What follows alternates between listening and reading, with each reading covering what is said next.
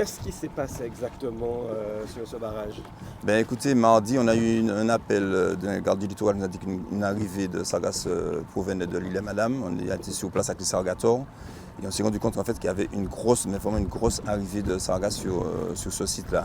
On a tout de suite mis en place le protocole pour la collecte des sargasses.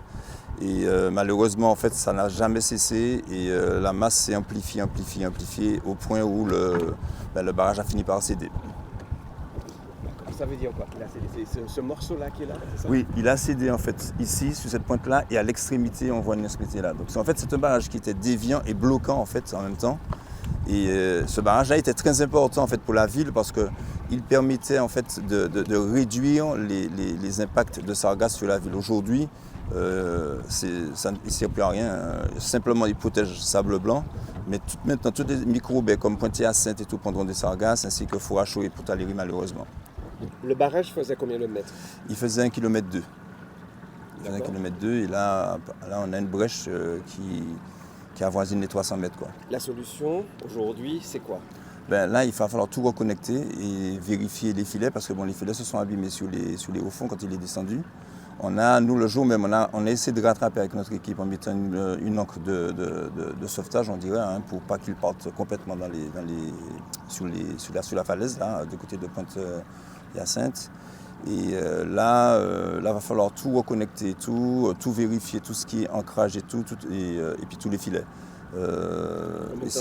Ça va prendre 3 semaines, ça peut aller plus vite, mais tout dépendra en fait des conditions météo. Sauf que là, aujourd'hui, on a déjà un regard un petit peu anticipé déjà pour la semaine prochaine. On a ce ne sont pas des vents soutenus, mais ce sont des vents à 12-15 nœuds qui malheureusement lèvent un petit peu la mer quand même. Quoi. Vous savez, c'est pas évident. Alors, en plus, avec les sargasses qui arrivent, c'est assez pénible en fait comme travail. Bon, il y a une société qui s'en occupe pour nous.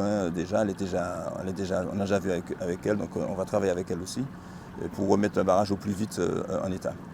Alors là, on est où exactement? Là, nous sommes à Pointe-Aléry. Ce barrage fait 600 mètres. C'est un barrage bloquant qu'on avait mis suite à la demande du collège, mais aussi des riverains, parce qu'il n'y a pas que le collège, il y a aussi des riverains. On avait mis ce barrage-là, surtout que le barrage qui en amont en fait, avait cédé. Et comme on a commandé de nouveaux filets en expérimentation, ils ne sont pas encore arrivés malheureusement. Donc on avait mis ce barrage-là pour justement pourvoir à ça. Mais là, on voit qu'il y a des sargasses. Et cette quantité-là, combien de temps il vous faudrait pour l'enlever? Pour l'enlever avec le sargator, il y a 2 jours de travail. 2 jours de travail là. Rien que ça? Rien que ça, il y a 2 jours de travail. Ça veut dire que vous n'êtes pas assez nombreux, il n'y a pas assez de sargators?